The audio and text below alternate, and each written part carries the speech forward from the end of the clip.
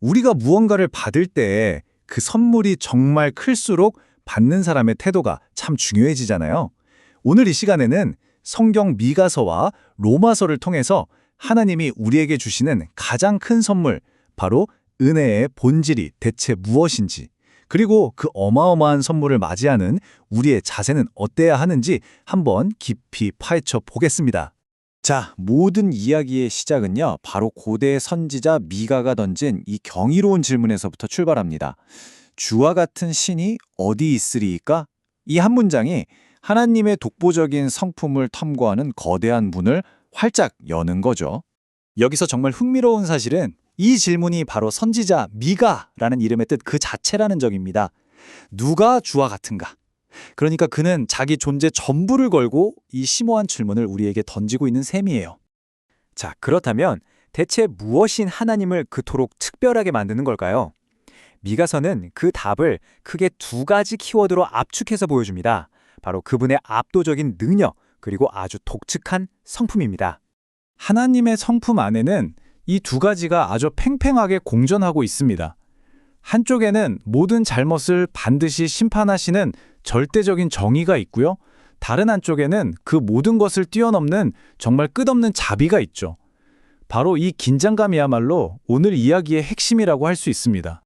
하나님의 정의는 결코 가볍지 않습니다.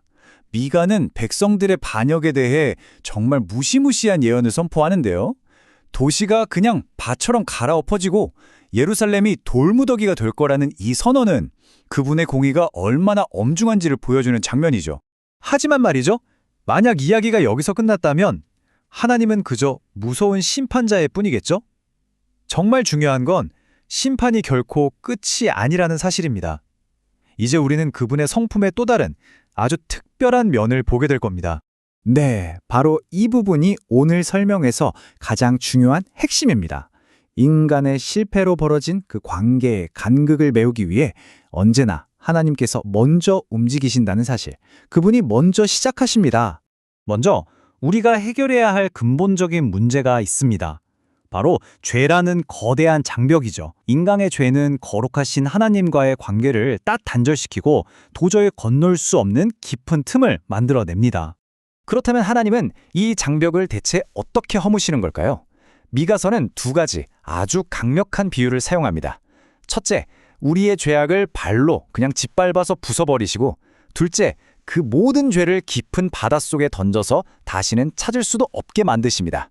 이건 단순한 용서가 아니라 죄를 완전히 파괴해버리시는 하나님의 적극적인 행동인 거죠. 이 하나님의 주도적인 사랑을 소쓰는 부모의 비유에서 설명합니다.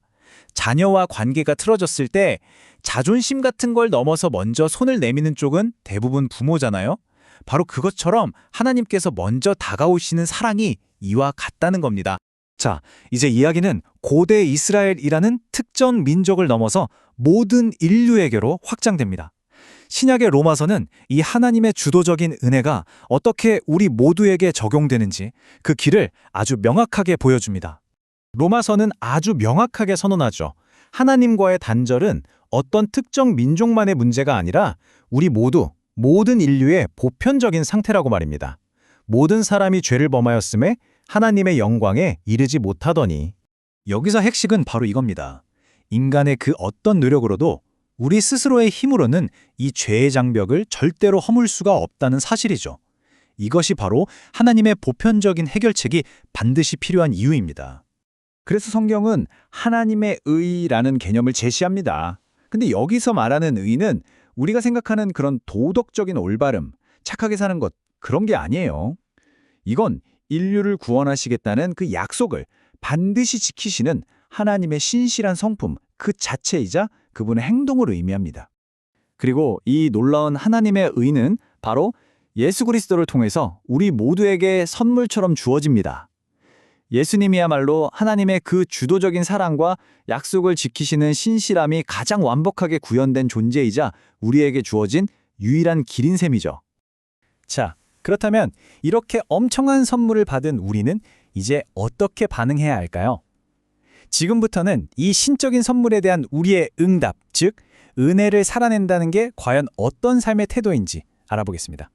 논리적인 결론은 아주 명확합니다. 구원이 전적으로 하나님의 주도적인 선물이라면 우리 편에서는 자랑할 게 아무것도 없다는 뜻이겠죠. 우리의 역할은 무언가를 성취하는 게 아니라 그저 겸손하게 그 선물을 받는 것입니다. 따라서 은혜를 받은 사람의 삶은 딱 한 가지 원칙으로 요약될 수 있어요. 모든 것이 하나님으로부터 시작됐다는 걸 인정하고 교만 대신에 감사를 선택하는 것이죠. 그리고 이 감사는 자연스럽게 이웃을 향한 행동으로 이어집니다.